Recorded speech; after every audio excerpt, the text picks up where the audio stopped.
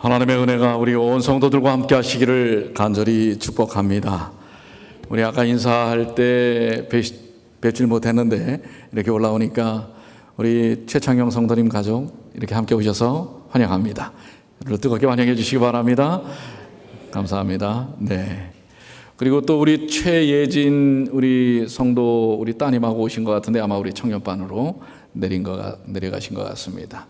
또 어제 우리 저녁 때 왔던 우리 최진국 형제가 있는데요. 아마 우리 청년반에 지금 왔는지 모르겠습니다. 이름이 정말 진국입니다. 예.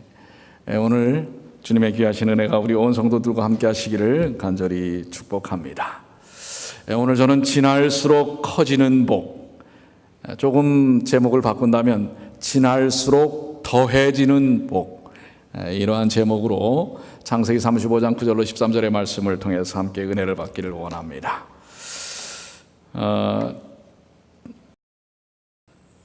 어떤 분이 꽃을 팔면서 지나가는 행인에게 이렇게 이야기를 합니다. 꽃 한 다발을 사서 부인에게 갖다 주세요. 그랬더니 그 지나가던 젊은이가 그분에게 이야기를 합니다. 꽃을 파는 분에게. 저는 마누라가 없어요. 그랬더니 이 꽃 파는 아주머니가 그러세요? 그러면 이 한 다발을 애인에게 갖다 주세요. 그랬더니 이 젊은이가 뭐라고 얘기했는지 아세요? 난 애인도 없어요. 그랬더니 이 꽃을 파는 아주머니가 뭐라고 얘기했는지 아십니까? 그렇다면 한 다발이 아니라 두 다발을 사가지고 가서 당신의 그 축복받은 처지를 축하하세요. 못 알아들으셨죠? 제 유머가 조금 어려워요. 자, 마누라도 없고 애인도 없는데 왜 아주 축복받은 처지예요? 예, 이제 이해가 되시겠습니까? 어떤 복은 그것도 축복이 되는 것 같아요. 어떤 사람에게는. 예, 마누라도 없고 애인도 없는 게 말입니다. 여러분들 텍사스의 대석유 사업가가 지역에 있는 아주 유명한 목사님을 초청을 했습니다. 그리고 저녁을 대접한 후에 자기가 이루어낸 업적을 좀 자랑하고 싶었어요. 그래가지고 그 텍사스의 정말 넓은 대지 위에 있는 커다란 자기의 저택 옥상에 목사님을 모시고 올라와서 동쪽을 향하여 보여주면서 목사님, 이 동쪽 편으로 있는 거대한 석유탑들 보이시죠? 여러분들 이 석유탑을 어떤 사람은 메뚜기라고 그래요. 이게 메뚜기처럼 뭐예요? 왔다 갔다 하면서 방아찌듯이 하잖아요. 이 석유탑들, 바로 이 모든 것들이 제 것입니다. 자랑을 하는 거예요. 그리고선 저는 40년 전에 맨손으로 이 나라에 왔지만 이젠 이렇게 끝도 없는 유전탑을 갖게 되었습니다. 그리고는 반대쪽 서쪽을 향해서 보여주면서는 목사님 보세요. 저 수많은 솥대들, 저 솥대들도 제 것입니다. 40년 전 저는 무일푼이었지만 열심히 일하고 저축을 해서 이렇게 많은 것을 가지게 되었습니다. 그리고 이제는 남쪽 방향을 보여주면서 목사님이 이 널따란 골프장, 이것 또한 제 겁니다. 이제 어느 쪽이 남았어요? 자, 동쪽, 서쪽, 남쪽에 있으니까 북쪽이죠. 북쪽을 딱 가리키면서 저렇게 높게 세워진 몇십 층짜리 저 호텔도 바로 제가 세운 것입니다. 난 무일푼으로 이민을 왔지만은 부족할 것이 없는 부자가 되었습니다. 이렇게 자랑을 하고 있는데 우리 목사님이 그 사업가의 손을 탁 잡더니 손을 이렇게 치켜들면서 어디를 가리키는 거예요? 하늘을 가리키면서 그러면 이쪽으로는 이루신 것이 무엇입니까? 어떻게 했을까요? 그 부자는 고개를 푹 숙이면서 그쪽으로는 이룬 것이 아무것도 없습니다. 하늘을 향해서는 아무것도 이룬 것이 없는 부자입니다. 제가 오늘 아침에 이 말씀을 준비하고 또 차를 타고 오면서 우리 몇 분에게 여쭤봤어요. 집사님은 미국에 오실 때 얼마를 들고 오셨습니까? 근데 의외로 예전에는 제가 아는 분들은 되게 그래요.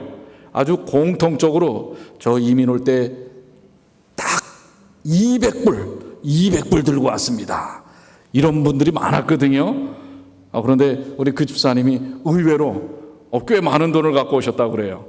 근데 그게 그 시절에는 30년 전에는 갖고 올 수 있는 맥시멈이었기 때문에 그렇게 갖고 오셨는데, 사실 지금 여러분들은 어떻습니까? 여러분들이 10년 전, 20년 전, 30년 전 미국 이민 오실 때 얼마나 갖고 오셨지요? 그런데 지금은 어때요? 이 석유 사업가처럼 정말 많은 것들을 여러분들 이루시지 않았습니까?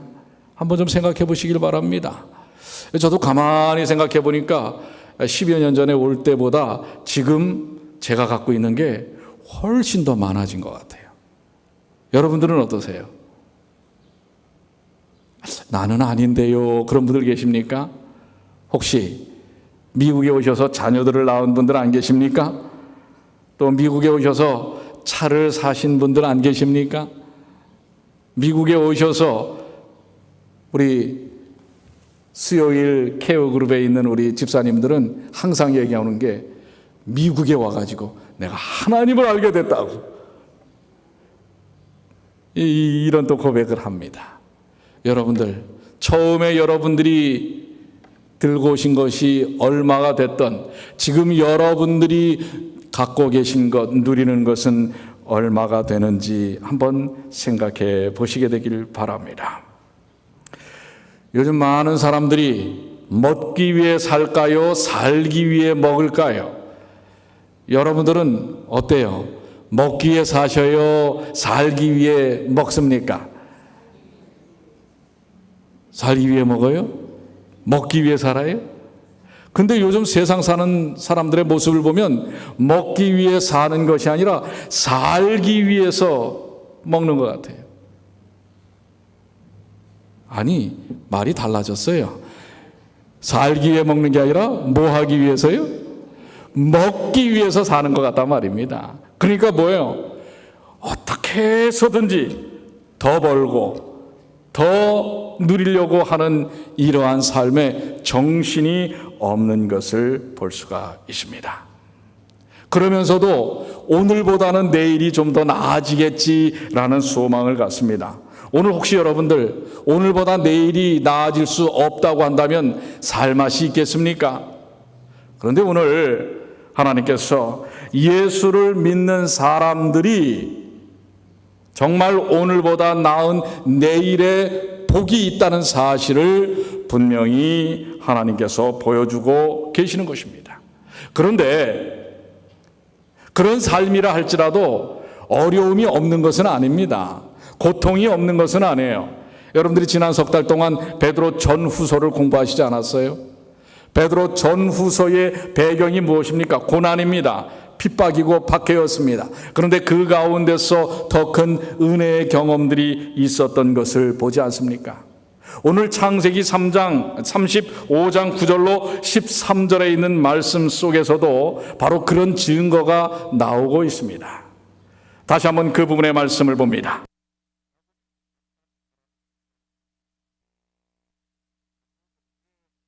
나타나사 그에게 무엇을 주시고 복을 주셨는데 어떻게 하셨어요? 다시 나타나신 것입니다.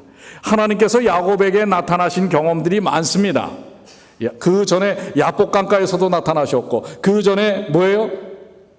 집을 뒤로 하고 도망갈 때에 그야말로 광야에서 지친 몸을 안고 돌을 베고선 잤지요. 거기에 누가 나타나셨어요? 하나님이 나타나시지 않습니까? 바로 그것을, 그래서 그 베개에 있던 돌기둥을 세우고 그가 하나님께 예배를 드리지요. 그것을 뭐라고 불러요? 나중에 베델이라고 부르지 않습니까? 어떻게 보면 수단과 방법을 다 동원해서 복을 얻기를 원했던 것이 야곱의 삶이었습니다. 그러했던 그 야곱에게 하나님이 다시 나타나셔서 어떻게 한다고요? 내가 다시금 너에게 약속된 그 복을 주시겠다고 하는 것입니다. 그러면서 그 복에는 여러 가지 삶에 대한 은혜에 대한 부분을 포함하고 있다는 것을 이야기하고 있는 것입니다. 사실 그 복을 야곱은 자기 스스로 얻으려고 얼마나 애를 썼는지 모릅니다. 그 복을 얻기 위해서 거짓말도 그리고 위장도 별의별 짓을 다 하지 않습니까? 자기 형에게서 그 장자권의 복을 뺏기 위해서 수단과 방법을 가리지 않는 것입니다. 그런데 그 이후에 그렇게 했으면 그가 평탄한 인생을 살아야 하는데 야곱의 인생이 평탄했어요? 여러분 어떻습니까? 야곱의 인생이 평탄했어요? 평탄하지 않았어요? 결코 평탄하지 않았습니다. 어찌 보면 단돈 200불을 들고 미국에 이민 온 우리 많은 이민자들, 여러분들을 포함해서 말입니다. 그분들이 정말 이 아메리칸 드림을 꿈꾸면서 미국에 오면서 올 때는 복을 얻기를 원하였습니다. 그렇지만은 여러분들이 현실 속에서 부닥치는 일들은 결코 쉽지 않은 일들이라고 하는 것입니다. 창세기 27장 28절로 29절에 보면 그런데 이렇게 강탈하듯이 얻으려고 했던 이 야곱의 복이 그 아버지 이삭을 통해서 이렇게 표현되고 있습니다. 하나님은 하늘의 이슬과 땅의 기름짐이며 풍성한 곡식과 포도주를 내게 주시기를 원하노라. 지금 이 이삭이 축복을 지금 야곱에게 주는데요, 이게 지금 정상적인 것은 아니죠. 어떤 상황에서 지금 축복을 하는 거예요? 지금 이 야곱이 축복하는 것은 지금 이 축복을 받는 사람이 누군 줄 알고 주는 거예요.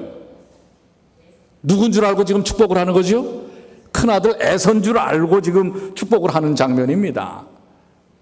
만민이 너를 섬기고 열국이 내게 굴복하리니 내가 형제들의 주가 되고 내 어머니의 아들들이 내게 굴복하며 너를 저주하는 자는 저주를 받고 너를 축복하는 자는 복을 받기를 원하노라. 아주 복의 결정판입니다. 세 가지 복이 나옵니다. 자, 어떤 복이에요? 하늘의 이슬, 땅의 기름짐과 풍성한 곡식과 포도주라고 했어요. 땅에서 이루어지는 거예요. 하늘에서의 이슬이고 땅에서의 풍요로움입니다. 그 다음에 만민이 너를 섬기고, 사회적인 축복이에요. 권력과 인기와 사람들의 존중을 받겠다고 하는 것입니다. 높임을 받겠다고 하는 거예요. 어떻게 보면 야곱에게 주어진 이 복은 가짜고 사기극에서 나온 것이지만 이 복을 정말 받고 싶었던 야곱의 마음이 너무나 간절했다고 하는 것입니다. 자, 여러분들 다시 한번 여기서 말하는 세 가지의 축복, 하늘의 이슬을 시편 133편 3절에는 이렇게 설명하고 있어요. 헐몬의 이슬이 시온의 상들의 내림 같도다. 거기서 여호와께서 복을 명하셨나니 곧 무엇이라? 하늘의 이슬은 하나님께서 주어주시는 예수 그리스도를 통하여 주어지는 영생의 축복, 영적인 축복이라고 하는 사실입니다. 이것을 야곱이 받기를 원했고, 또 뭐예요? 두 번째는 땅에서의 풍요로움입니다. 재정적인 축복입니다. 여러분들도 이런 축복을 원하시지 않습니까? 여러분들이 이민을 오시면서 영적으로도 복이 되고 또 육적으로도 복이 되기를 소망하셨을 것입니다. 세 번째는 너를 섬기고 내게 굴복하리니 사회적이고 관계적인 축복입니다. 우리는 사회적인 사람들이기 때문에 관계 속에서 인정받는 것을 매우 좋아합니다. 그런데 그 복을 주시겠다고 하는 것입니다. 방법이 어찌됐건 복에 대한 약속을 받습니다. 사기극을 통해서 받은 축복이지만은 그러나 어쨌든 아버지 이삭의 지금 축복 기도를 받은 것입니다. 그런데 여러분, 이 욕망에 의한 이 도전은 복은커녕 도망자 신세가 되는 것입니다. 그 욕망의 선택을 통해서 그는 이제 정말 생사를 알 수 없는 그런 위경에 처하게 되는 것입니다. 그 장면을 창세기 27장 41절에 한번 다 같이 읽어볼까요? 그의 아버지가 시작. 그의 아버지가 야곱에게 축복한 그 축복으로 말미암아 에서가 야곱을 미워하여 심중에 이르기를 아버지를 곡할 때에 가까웠은즉 내가 내 아우 야곱을 죽이리라 하였더라. 뭡니까? 지금 이 이삭의 축복은 받았지만 그로 인하여 지금 누가 죽이려고 하는 거예요? 형인 에서가 야곱을 잡아 죽이려고 하는 것입니다. 지금 아버지가 살아있으니까 지금 당장은 못 죽이지만 아버지만 죽으면 어떻게 하겠다는 거예요? 이 야곱을 죽이겠다고 하는 것입니다. 아주 증오가 가득 차 있는 것입니다. 자, 이 정도면 형제예요? 자, 여러분들 이 정도면 형제입니까? 아닙니까? 형제가 아니라 뭐예요? 왼수입니다, 아주. 근데 여러분들, 이런 형제적인 분쟁이 이 땅에서 있어요, 없어요? 우리들 삶 속에서도 있을 수 있어요, 없어요? 이런 부분에 복을 받기를 원하는데 오히려 뭐 한 거예요? 이런 형제 간의 다툼과 이제는 뭐예요? 일반적인 관계도 아니고 아주 원수와 같은 죽음을 나누려고 하는 이런 관계에 놓이게 된다고 하는 것입니다. 이게 바로 지금 야곱의 형편이에요. 이러한 삶은 이 남의 일 같지가 않다고 하는 것입니다. 오늘 우리들에게 있어서도 이런 형태의 위기가, 어려움들이 닥칠 수 있다고 하는 것입니다. 자, 간절히 야곱이 복을 구하였지만은, 그래서 복을 얻기를 인간적인 방법으로 어떻게 해서든지 얻으려고 했지만 지금은 도망자가 돼서 이 형제들까지도 완전히 원수가 되고 만 것입니다. 그런데 이렇게 해서 도망을 갔더니 어떻게 됐습니까? 창세기 29장 25절입니다. 자, 여러분들 말씀을 한번 같이 읽어보는 것은 매우 의미가 있어요. 오늘처럼 습도가 높고 날씨가 더우면 주무시기가 딱 좋습니다. 그렇기 때문에 다시 한번 읽습니다. 야곱이 아침에 보니 시작. 야곱이 아침에 보니 레아라 라반에게 이르되 외삼촌이 어찌하여 내게 이같이 행하셨나이까? 내가 라헬을 위하여 외삼촌을 섬기지 아니하였나이까?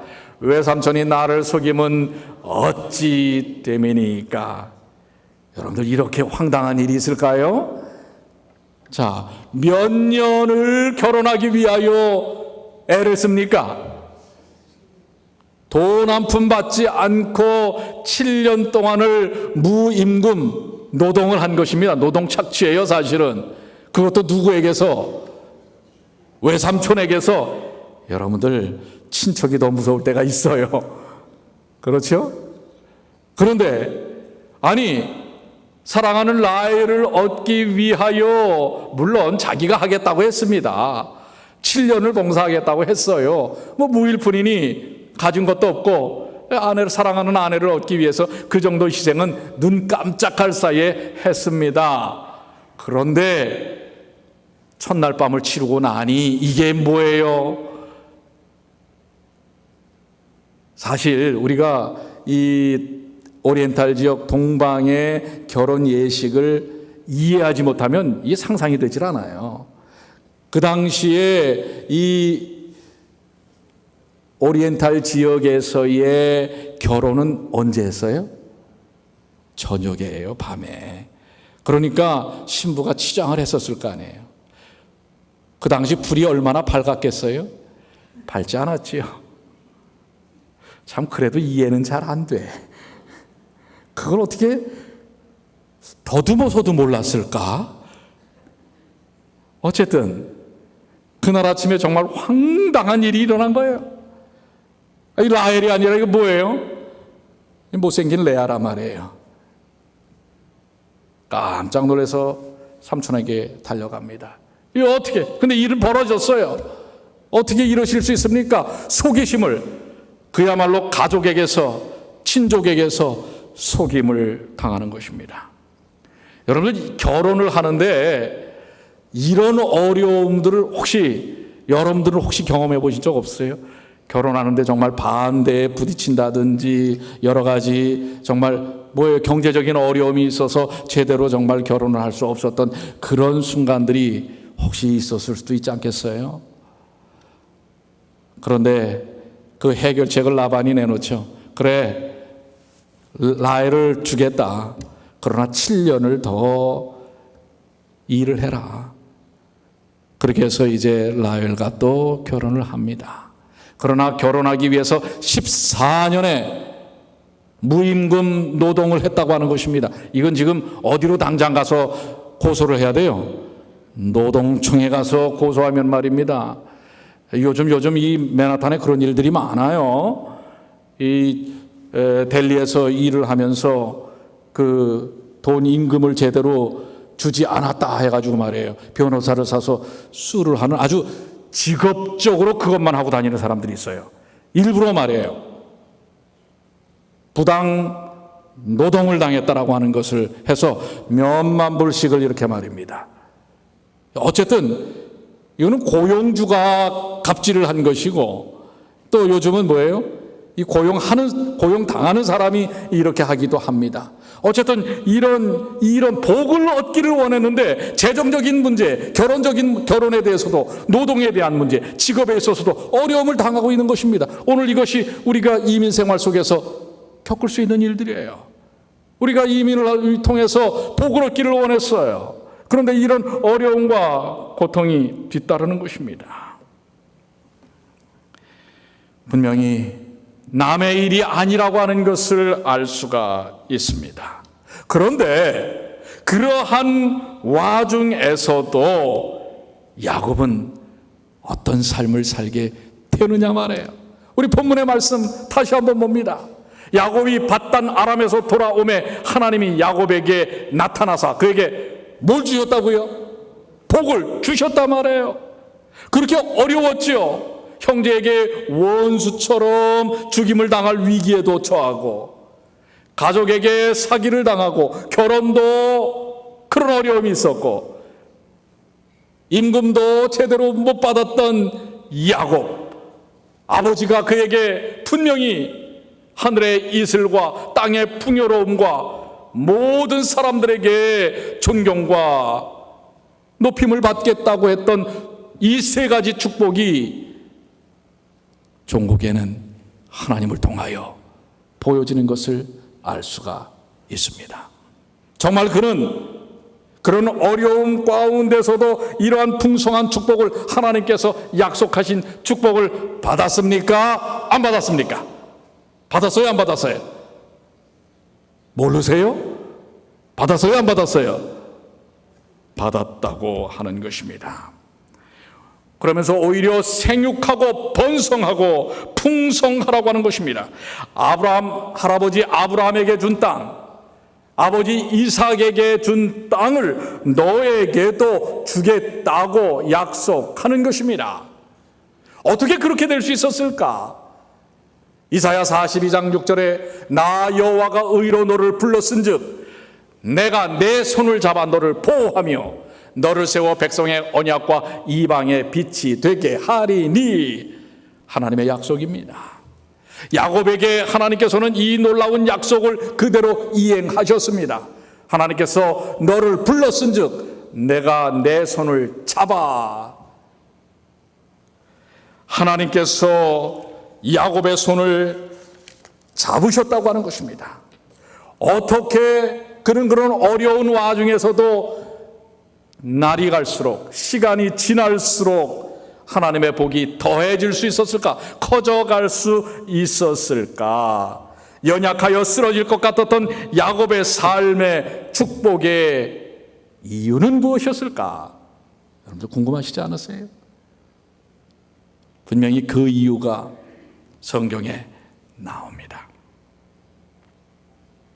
창세기 35장 1절로 4절에 보면, 바로 본문의 말씀 앞에 보면, 그가 그런 어려운 가운데서도 사기치면서 아버지에 의해서 복에 대한 서원을 받았던 것이 현실 속에서 더해질 수 있었던 이유는 바로 35장 1절로 4절에 나옵니다.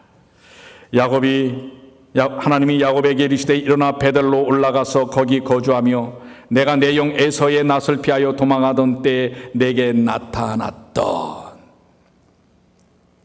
어디서 나타나셨던 거예요? 베델이죠, 베델. 하나님께서 거기서 제단을 쌓으라 하신지라.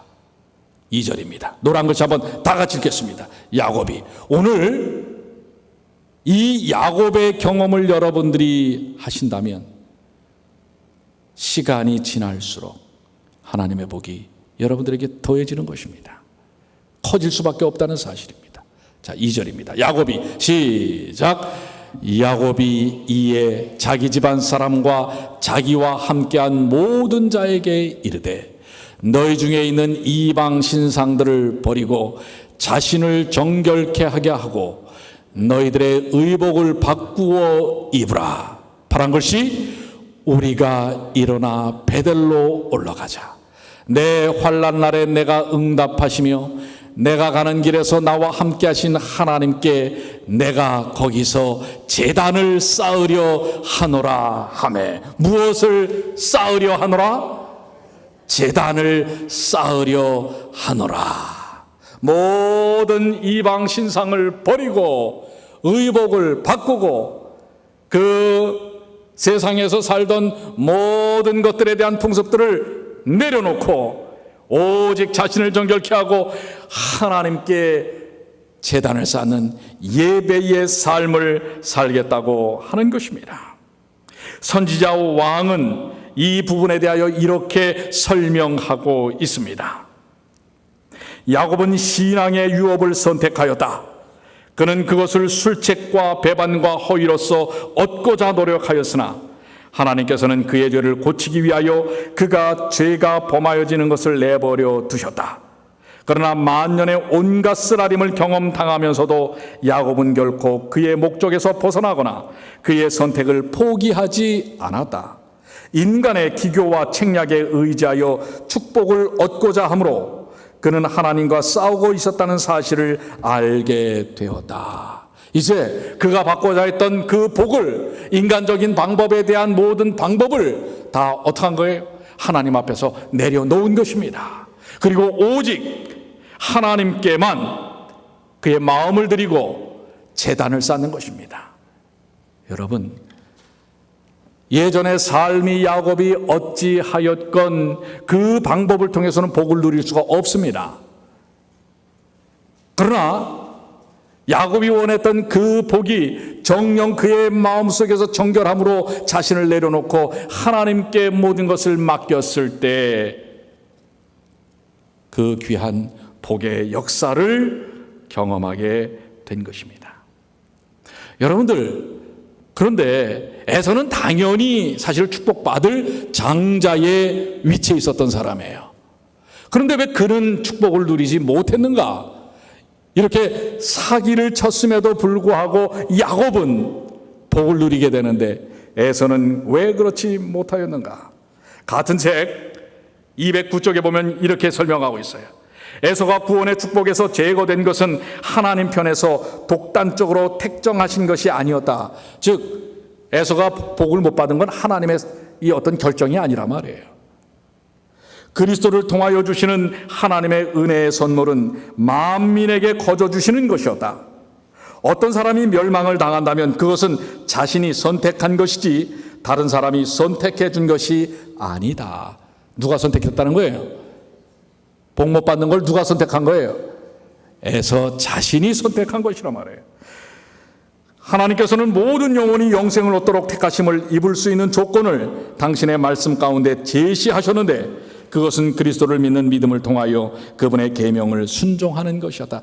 예수 그리스도의 말씀을 믿는 것입니다.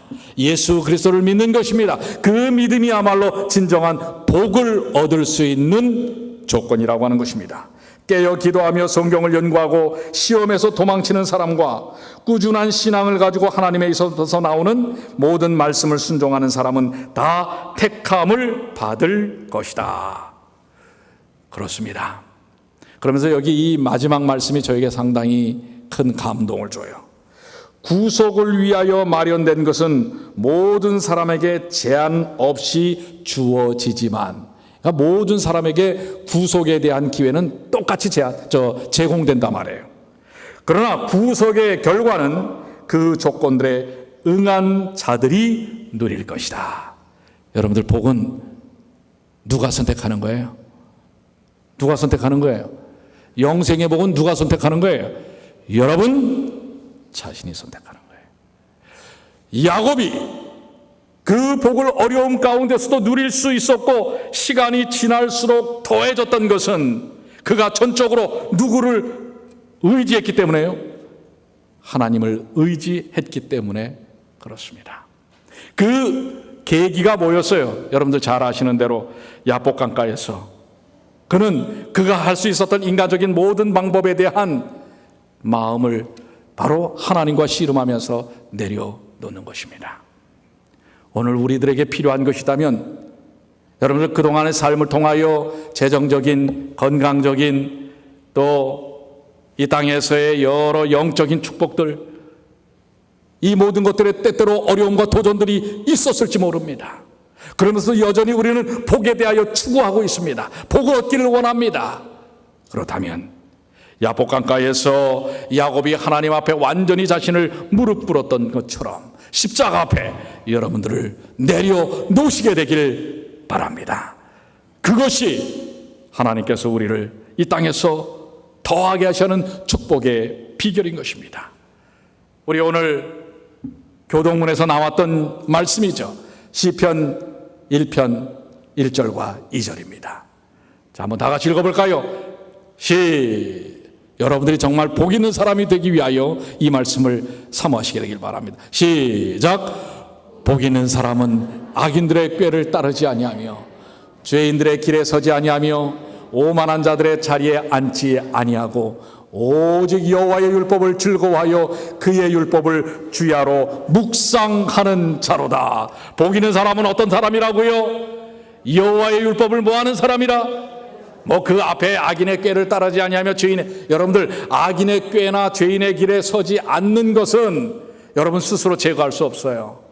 여호와의 율법을 즐거워하여 그 율법을 주야로 묵상하면 우리 안에 계시는 보혜사 성령께서 그 모든 앞에 있는 악인의 죄, 죄인의 길, 오만한 자의 자리에 앉게 하신다는 사실을 기억하시게 되길 바랍니다.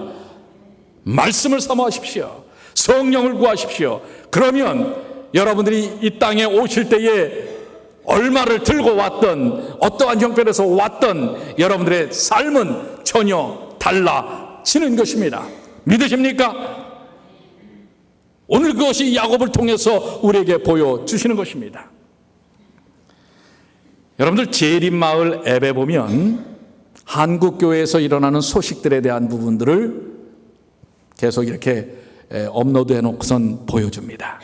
제가 지난주에 아주 감동적인 한 글을 보았습니다. 그것은 바로 1967년에 설립되었던 동성학교, 지금이 아마 성남시쯤, 광주쯤 되나요? 이 천호동에서 조금 더 가면은 이 동성학교의 설립자인 오정섭 장로님하고 또 그의 부인이었던 이재현 집사에 대한 사실 사람의 동상을 저렇게 세워놓나 저건 또 우상 아닐까라고 생각할 수도 있겠지만은요, 이 50년 됐습니다, 올해로 이 학교가. 그런데 이 1000여 명의 이 학교의 졸업생들이 이미 두 분은 지금 다 아마 돌아가셨을 거예요. 이 두 분의 너무 마음이 고마워서 그 학교 앞에다가 이 두 분의 동상을 저렇게 그 제자들이 세워놨습니다. 그런데 여기 이 동성학교를 세운 우리 오정섭 장로와 이재현 집사님의 이야기는 우리에게 참 깊은 감동을 줍니다. 이 오정섭 장로님은 배우지 못한 서름이 가득한 기업인이었어요. 그런데 이재현 집사님은 오늘날의 서울대학교 사범대학 출신입니다. 그 당시에 이 경성 사범대학을 졸업한 분인데, 그런데 이 오정섭 장로님이 넉넉하지 못한 가정 형편으로 인해서 초등학교까지밖에 나오지 못했어요. 독학으로 그냥 공부를 한 그는 가난함 때문에 공부하지 못하는 학생이 없도록 하자는 마음으로 그가 사업을 시작하고 얼마 안 돼서 장학사업을 시작했습니다. 생전에 그는 그의 자녀들에게 종종 배움에 대한 한을 토로하기도 했습니다. 한 번은 어머니를 도와 물지개를 지고 집으로 돌아오는데 교복을 입고선 집으로 돌아가는 친구들의 모습을 보면서 아주 마음이 속상해서 나 몰래 많이 울었다고 하는 이야기를 그 자식들에게 했다고 하는 것입니다. 그러나 그는 너무나 가난했기 때문에 일찌감치 일을 시작해서 돈을 벌었습니다. 그래서 사랑하는 두 동생을 뒷바라지했고요, 선만강제라고 하는 이 어떤 그 철강 회사에 그가 직원으로 일을 했습니다. 그러다가 이제 이재현 집사를 만나서 결혼을 하고 대한민국 최초의 강제 창호, 아마도 이 철제로 창틀을 만드는 그런 회사를 설립을 했습니다. 동방강건 주식회라고 하는 것을 창업을 했는데요, 그는 그것을 창업하고선 거기서 나오는 수익들을 가지고 1957년 전쟁이 끝나고 얼마 되지 않았죠.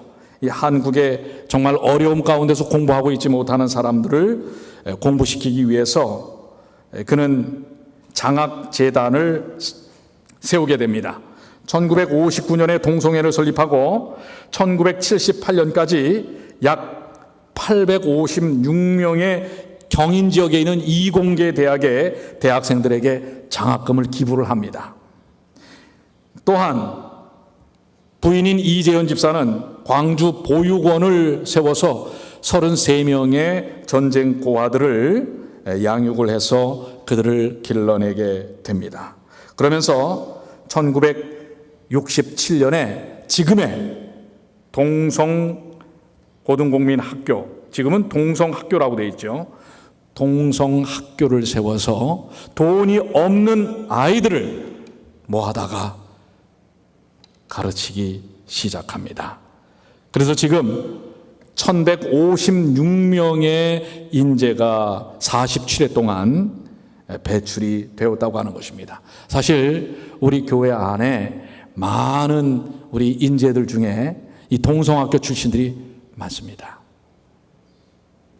정말 무일푼으로 시작한, 자신도 제대로 공부를 하지 못했지만 학교를 세워서 50여 년 동안 이 학교가 존속하면서 1000여 명이 넘는 우리 젊은이들에게 꿈을 키울 수 있었던 이 일을 했던 우리 오정섭 장로와 이재현 집사의 삶은 어떻게 보면 아무것도 없었던 삶 속에서 그의 인생에 풍요로운, 날이 갈수록 더해지는 복의 역사가 아닌가라고 생각을 하게 합니다.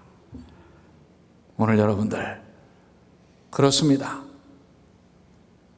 하나님의 말씀과 사랑을 중심으로 심는 사람들은 그 삶의 결과가 전혀 다른, 가면 갈수록, 시간이 지나면 지날수록 더해지는 하나님의 복의 역사를 경험하게 된다는 것을 야곱의 경험에서 또 오 장로님의 삶에서 여러분들이 엿보시지 않겠습니까? 아니, 이미 여러분들도 이미 하나님께서 더하신 축복이 얼마나 많은지 여러분 살펴보시게 되길 바랍니다. 그러나 무엇보다도 더 큰 축복은 하늘의 이슬, 헐몬살의 이슬, 우리에게 주신 영생의 축복이 아니겠습니까? 계시록 22장 14절, 그 두루마기를 빠는 자들은 복이 있으니 이는 저희가 생명나무에 나아가며 문들을 통하여 성에 들어갈 권세를 얻으려 함이로다. 여러분, 무엇보다도 우리에게 더해준 축복은 예수 그리스도 그분의 십자가를 통하여 우리의 모든 죄악이 그분의 의로서 덮여지고 우리의 두루마리가 빨아짐을 통해서 우리에게 얻어진 생명의 축복이라고 하는 사실입니다. 이 생명의 축복을 여러분과 저에게 허락하셨습니다. 오늘 여러분들 말씀으로 돌아가십시오. 나는 왜 이렇게 복이 없나라고 생각하지 마시길 바랍니다. 이미 여러분들에게 하나님께서는 엄청난 축복을 주셨고 또 주실 것입니다. 야곱처럼 결단을 하십시오. 야복강가에서 나는 전적으로 하나님과 함께 하겠습니다 라는 결단의 삶을 사시게 되길 바랍니다. 그렇다면 우리의 삶에 있어서의 그동안에 겪었던 모든 삶의 문제들, 재정적인 문제, 관계적인 문제, 또 자녀들의 결혼에 대한 문제, 이미 여러분들의 결혼 문제는 다 지나가셨지요. 여러분들의 자녀들의 결혼 문제, 이런 모든 것 가운데서 하나님께서 진정한 복의 결실을 얻게 하시겠다고 하는 것입니다. 선지자왕 207쪽은 오늘의 말씀을 이렇게 정리합니다. 다 같이 한번 읽어볼까요? 축복을 시작. 축복을 후히 주시는 하나님께서는 그가 갈망하던 보다 높은 미덕에 첨가하여 야곱에게 세상 재물도 허락하셨다. 복을 후히 주시는 하나님께서는 야곱이 갈망하던 것보다도 더 주셨다는 사실입니다. 오늘 이 약속은 여러분과 저에게 주시는 약속입니다. 우리가 갈망하는 것보다도 더 주실 줄을 믿으십니까? 그렇게 받기를 원하십니까? 그 아멘이 진정한 마음의 고백이 되시길 바랍니다.